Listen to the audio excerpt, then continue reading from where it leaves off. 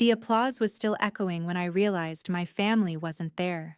Not late, not stuck in traffic, not standing in the back. Gone. I stood on the stage under lights that felt hotter by the second, holding an award that suddenly weighed too much for my hands. The host had just said my name again, smiling, waiting for me to wave toward the audience. I scanned the rows instinctively, my eyes moving to the section where my parents said they'd sit. The seats were empty, all of them. No familiar faces, no phone screens lifted to record, no proud smiles, just strangers clapping for a version of me my family had decided not to witness. I smiled anyway. That muscle memory kicked in. The practiced calm, the quiet gratitude. I thanked the committee. I thanked my mentors. I thanked the people who believed in me from the beginning. The words came out smoothly, even as something inside me cracked with each sentence. When I stepped off the stage, my phone was still silent. No missed calls, no apologies, no explanation. I waited in the lobby longer than I needed to, standing near a pillar in my dress and heels, watching families gather their people. Parents hugged, siblings cried. Someone popped a bottle of champagne they'd hidden in a bag. Every laugh felt louder than the last. I checked my phone again. Nothing. I left alone. The next morning, my phone buzzed. Not a call. A text. From my mother. "We need $4,200 for your cousin's bridal shower." No greeting. No mention of the ceremony. No acknowledgement of what I'd earned the night before. Just a number and a need, dropped into my morning like it belonged there. I stared at the message longer than I want to admit. There was something so casual about it, as if nothing unusual had happened, as if my absence on their calendar was more important than theirs on mine. I didn't argue. I didn't explain. I didn't ask why. I opened my banking app and sent $1. In the note, I wrote, "Best wishes." Then I closed the app. What I did next felt instinctive, almost automatic, like my body had been preparing for this moment long before my mind caught up. I changed my banking passwords, then my email, then cloud storage, then anything that had ever been shared for convenience, or just in case. I didn't feel dramatic doing it. I felt calm, clear. By early afternoon, I was back home. The award sat on my dining table, still in its case. I hadn't opened it yet. I told myself I would later, when the noise in my head quieted. That's when the doorbell rang. I wasn't expecting anyone. I checked the time. Too early for deliveries, too early for neighbors.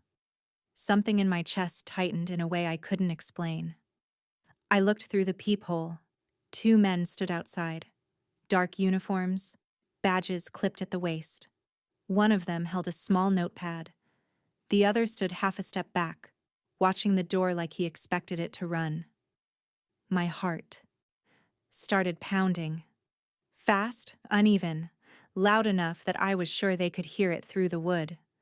I opened the door anyway. "Solana?" one of them asked, saying my name slowly, carefully. "Yes." "We'd like to ask you a few questions." They stepped inside just enough to make it clear this wasn't optional. The taller one glanced around my apartment, his eyes landing briefly on the award case on the table before moving on. "This won't take long," he said.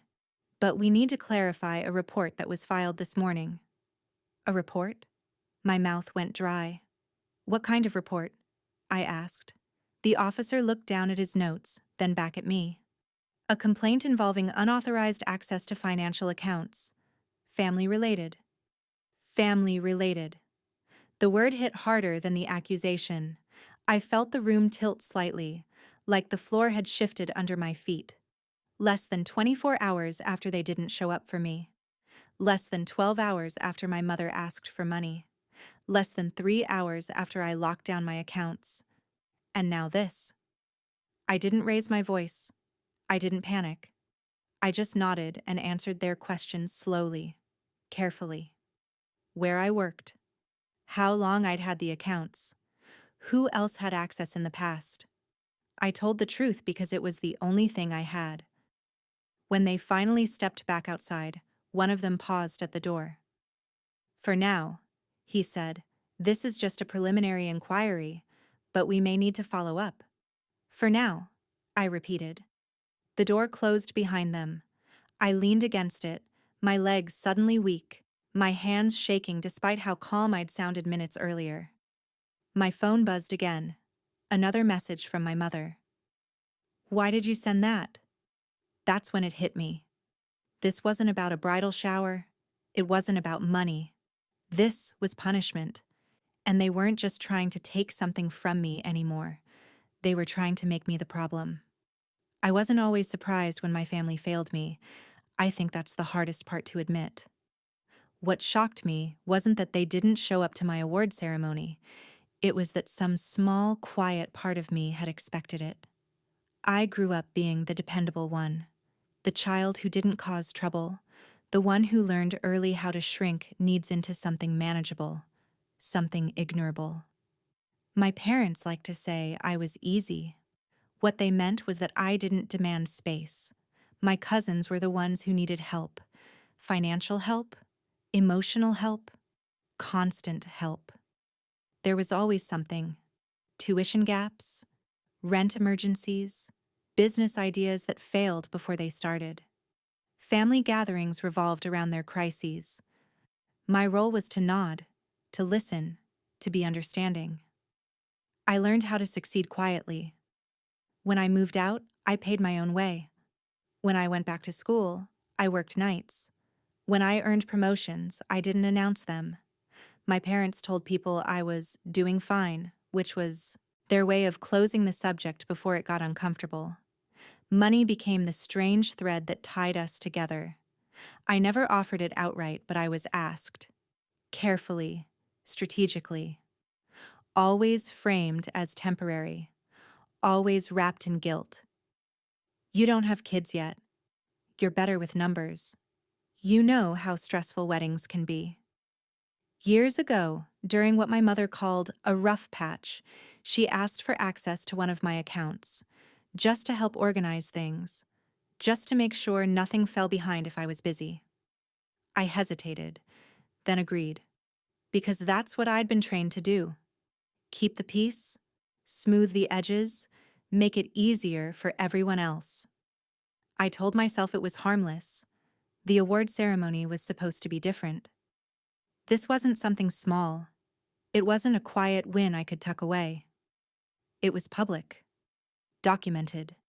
It meant visibility, independence, proof that I didn't need to be managed. When I told my parents about it, they sounded enthusiastic. My mother asked what I'd wear. My father joked about finally seeing me on a stage instead of behind a desk. They said they'd be there early. I let myself believe them. The ceremony wasn't just about the award. It was about being seen. For once, I wanted to look out into a room and know someone there loved me without conditions. Instead, I stood alone. The text the next morning felt like confirmation of something I'd been avoiding for years. They didn't miss the ceremony by accident. They chose not to come. And then, without missing a beat, they reached for what they believed was still theirs. My money, my access, my compliance. The $4,200 wasn't random. Bridal showers in my family had become elaborate performances, venues, decor, professional planners. My cousin's wedding was already being treated like a production, and I was expected to help fund it quietly, the way I always had. Sending the dollar wasn't meant to be cruel. It was meant to be final. What I didn't realize at the time was that it also exposed something. It told them I was no longer predictable, that I had stepped out of the role they understood. Changing my passwords felt like closing doors I'd never meant to leave open. As I went through each account, each shared access point, I saw patterns I hadn't wanted to see before. Small transfers, timing that matched family events, amounts just low enough to avoid notice.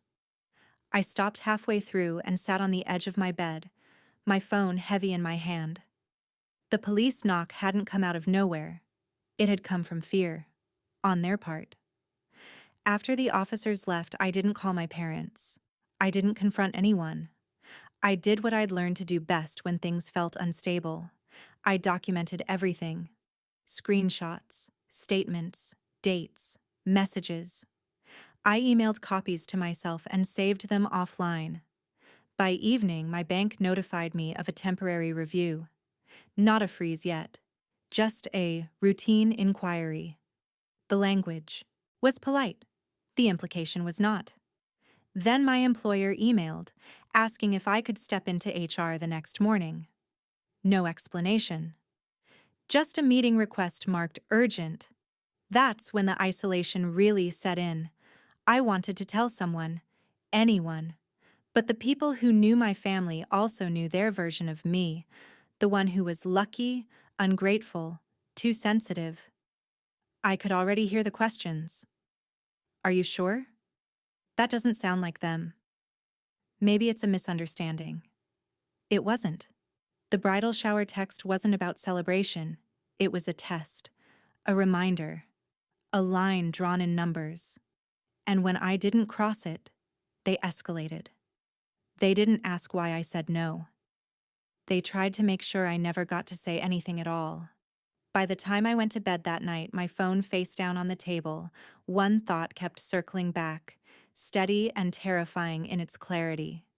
They weren't trying to get money from me anymore. They were trying to get control back. The next morning, I woke up already braced for impact. I hadn't slept much. Every time I closed my eyes, I replayed the officers standing in my doorway, the way one of them had glanced at the award on my table like it didn't belong to me. I checked my phone before my feet touched the floor. No messages from my parents, no apology, no explanation, just silence. By the time I arrived at work, the tension had settled into my bones. HR didn't waste time. They were polite, careful with their words, but the message was clear. Someone had contacted them with concerns about my financial conduct. They wouldn't say who. They didn't need to. I answered every question calmly. Dates, processes, permissions. I offered documentation before they asked. That seemed to surprise them. When the meeting ended, they thanked me for my transparency and said they'd be in touch. That phrase, in touch, followed me back to my desk like a shadow. Around noon, my bank called. This time it wasn't routine. They informed me that one of my accounts had been temporarily restricted pending investigation, not closed, not seized. Just enough to remind me that my stability was no longer guaranteed. I asked what triggered the review. A family report, the representative said, her voice neutral, alleging unauthorized transfers. Unauthorized. I thanked her, hung up, and sat perfectly still while the office hummed around me. Phones rang. Someone laughed nearby. Life continued at a volume I couldn't access. By the end of the day, the story had already started moving without me. A cousin posted something vague online about disgusting greed and family betrayal. An aunt liked it within minutes. Another commented with a broken heart emoji. No names were mentioned, but I didn't need them to be. I wasn't invited to the bridal shower planning group chat. Instead, screenshots made their way to me through a distant relative who still thought I deserved a warning. My name wasn't used there either. Just phrases like, "After everything we've done for her," and "She's always been like this." Always been like what? Independent? Quiet? Useful until I wasn't? My mother finally texted that evening. "You didn't have to embarrass us like that." That was it. No denial, no confusion, just accusation. I typed and erased several replies before settling on none. Anything I said would be used, twisted, forwarded. I could feel the narrative being shaped, piece by piece, without my consent. That night, another email came from my bank requesting additional documentation. Then one from my cloud service notifying me of a failed login attempt from a device I didn't recognize.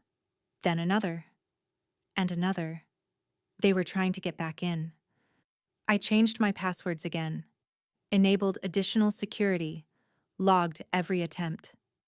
The fear was there, but it was sharpening into something else: clarity. They hadn't planned for resistance. The police followed up 2 days later, not in person this time. A call. Short. Formal. They wanted to verify timelines, confirm access histories. I answered everything with precision. When the officer asked if I had any reason to believe the report was made in bad faith, I paused. Yes, I said. I do. He didn't ask me to elaborate. He didn't need to. The tone shifted slightly, just enough for me to notice. Meanwhile, my family doubled down. My aunt left a voicemail telling me I was tearing the family apart. My cousin sent a message accusing me of ruining her wedding. My father stayed silent, which somehow felt louder than all of it. I started to feel the weight of it in my body. Tight chest, shallow breaths, the constant sense of being watched. Every unknown number made my pulse spike. Every email notification felt like a verdict waiting to be read. What hurt most wasn't the accusations. It was how quickly they were believed by people who had watched me give and give without question for years. The moment I stopped, I became the villain. By the end of that week, my accounts were still restricted. My name was being whispered in family circles, and my achievement, the thing I'd worked toward for nearly a decade, had vanished from the conversation entirely. It was as if the award never happened, or worse, as if it had provoked something they couldn't allow. Late one night, I spread everything out on my dining table. Statements, messages, access logs, a timeline of transfers I hadn't initiated but had somehow lived with. I lined them up next to the printed police report summary the officer had emailed me earlier that day. Looking at it all together, the pattern was impossible to ignore. This wasn't a misunderstanding. This wasn't desperation. This was retaliation. They had relied on my silence for years, on my tendency to absorb discomfort and move on. They thought if they pushed hard enough, I'd fold. Apologize. Send the money. Restore access. Instead, I was still standing, and for the first time, I wasn't trying to fix it alone. The next morning, I made a call I should have made a long time ago. I asked for a lawyer, because if they were willing to call the police on me to get control back, then whatever came next wouldn't be about family anymore. It would be about evidence. The lawyer didn't react the way I expected when I laid everything out. I'd imagined shock, maybe even disbelief. Instead, she listened quietly, her pen moving steadily across a legal pad as I spoke. When I finished, she leaned back in her chair and said something that stayed with me. "You're not early," she said. "You're right on time." Her name was Mara Klein. She'd been recommended by a colleague who specialized in compliance audits, the kind of person who lived in documentation and timelines. From the way she spoke, I could tell she already understood what this was. Not a family dispute, not a misunderstanding, but a system of access that had been abused and then defended with lies. She asked for everything, not summaries, not explanations, everything.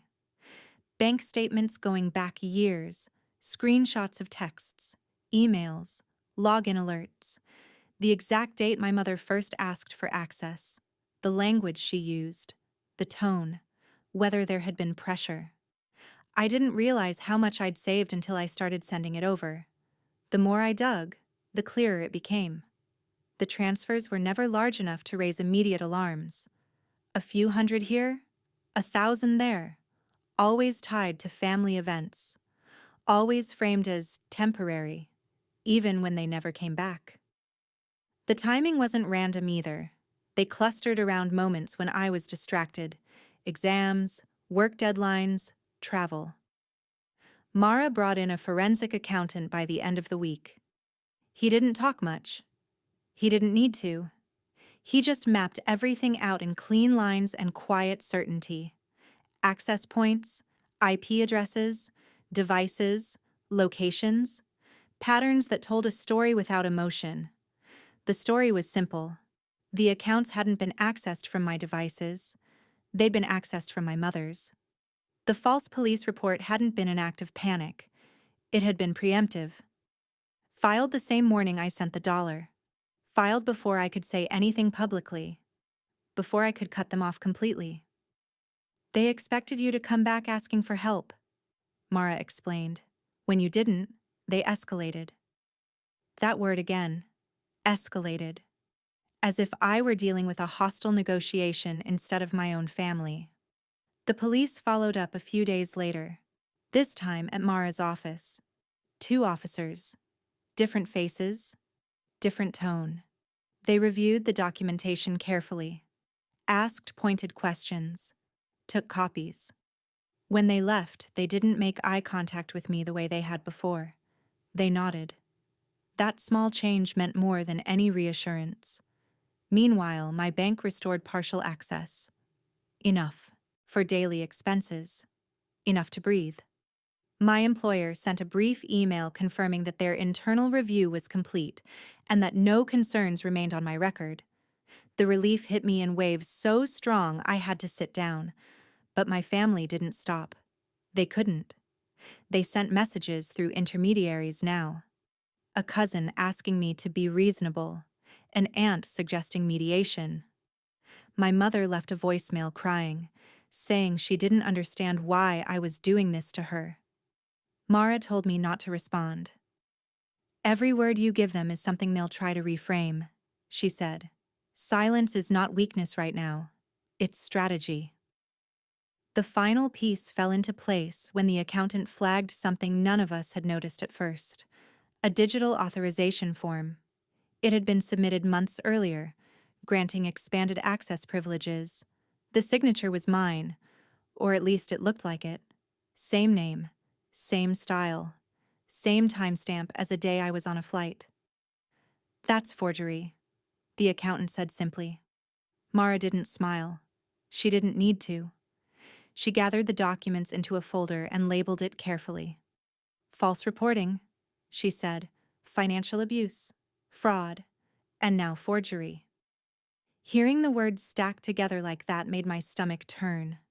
Not because I was afraid, but because I realized how far they'd gone, how many lines they'd crossed quietly, assuming I'd never push back hard enough to expose them. The award ceremony came back to me then. The empty seats, the absence, the choice. They hadn't just skipped it. They'd known what it represented. Independence. Recognition. A version of me that didn't need permission.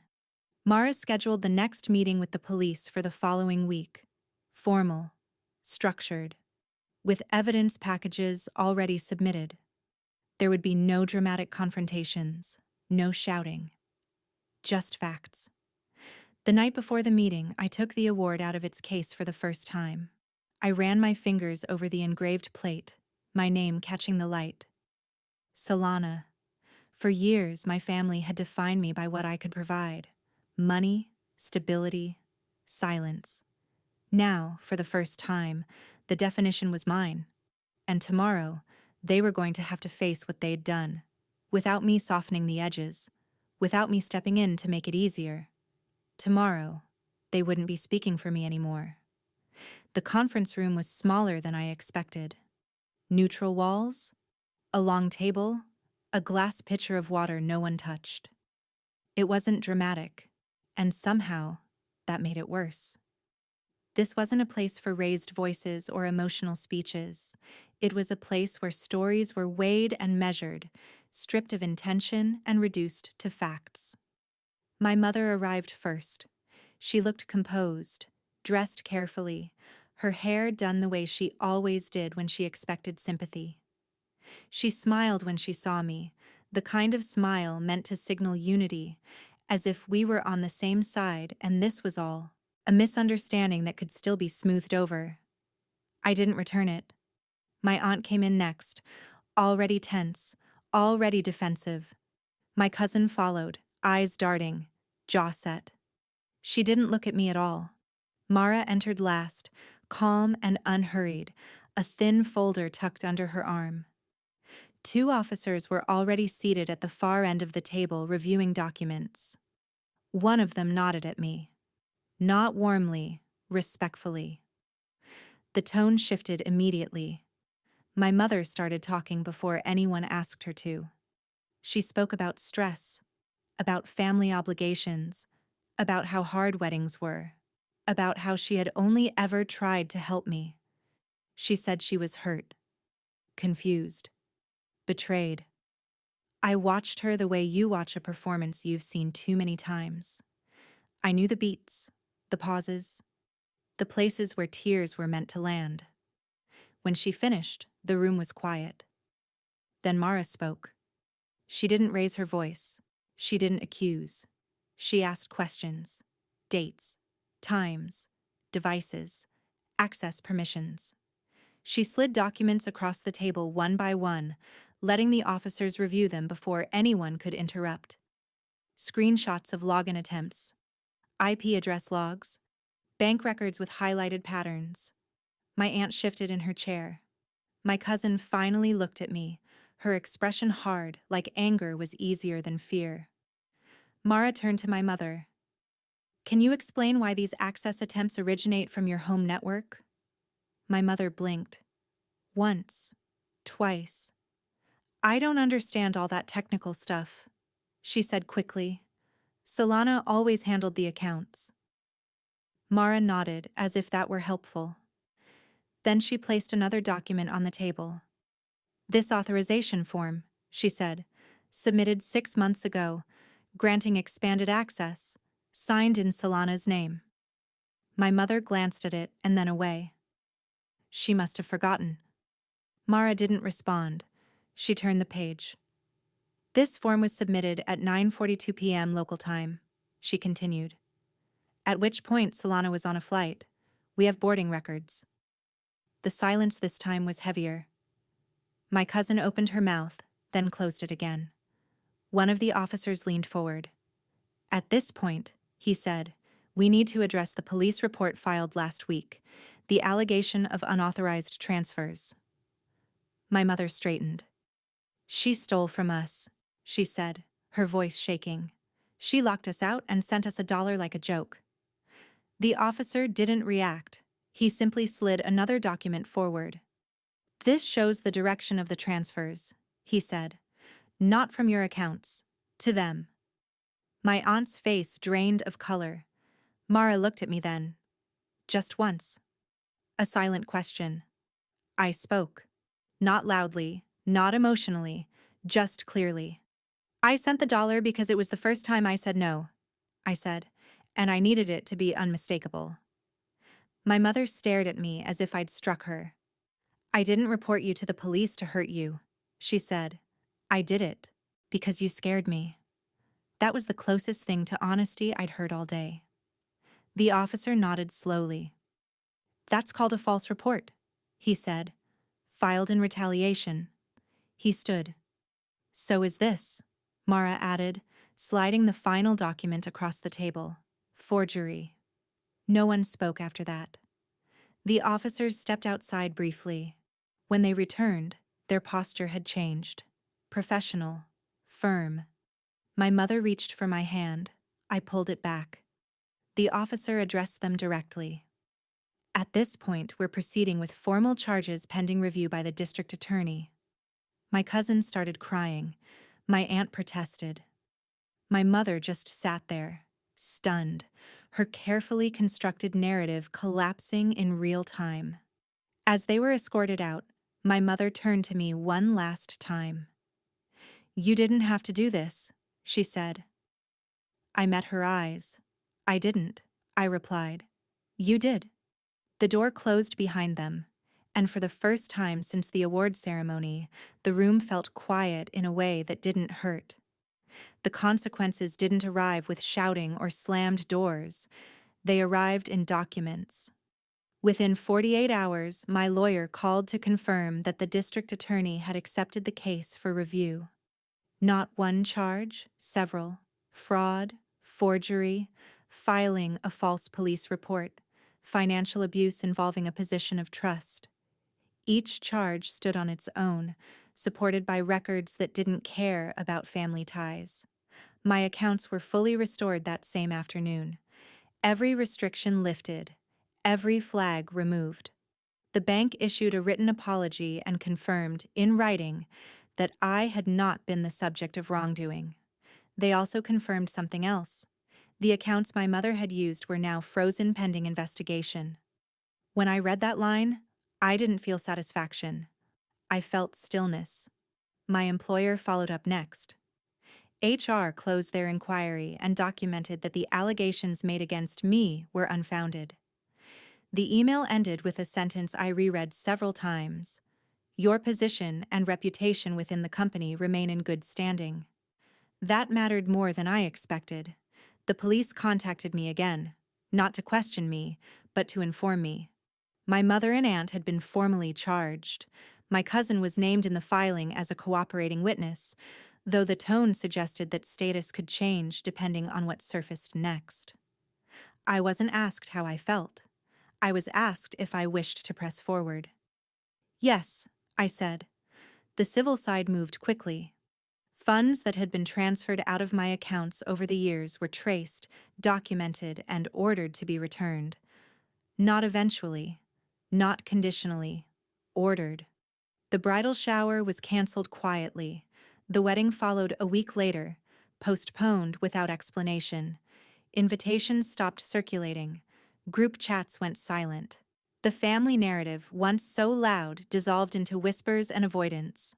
I didn't attend any hearings. Mara advised. Against it. There's nothing you need to prove in a room like that, she said. You already did. Instead, I received updates by email, timelines, motions, status changes. Every message confirmed the same thing. The case was moving forward without obstruction. My mother attempted to contact me once. It wasn't an apology.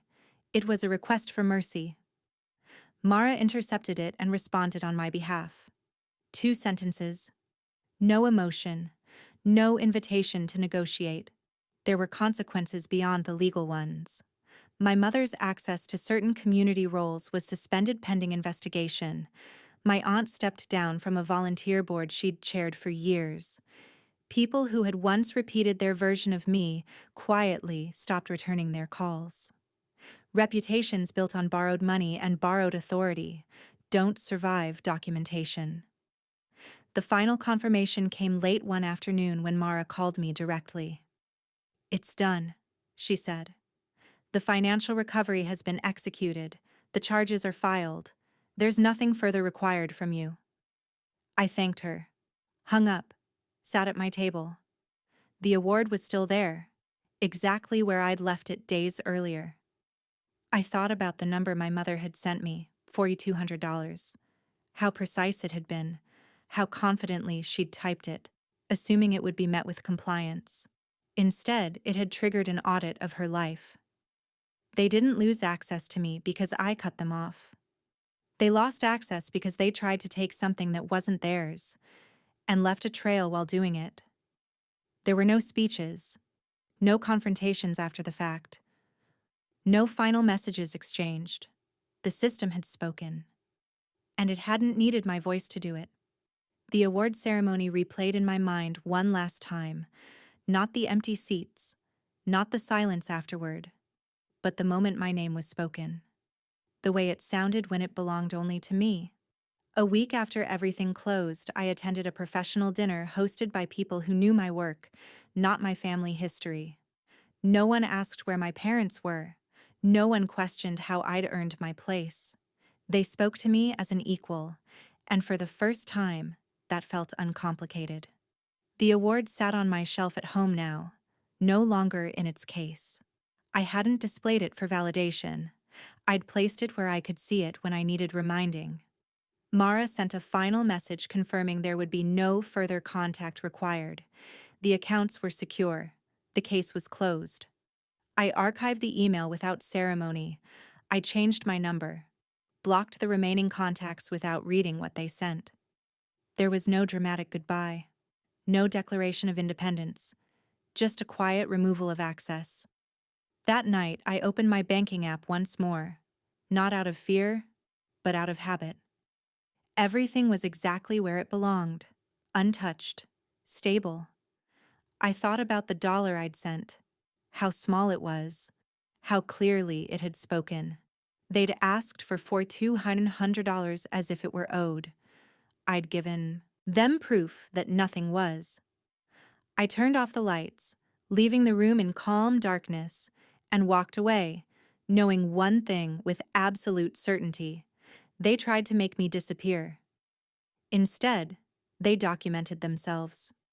And that was enough.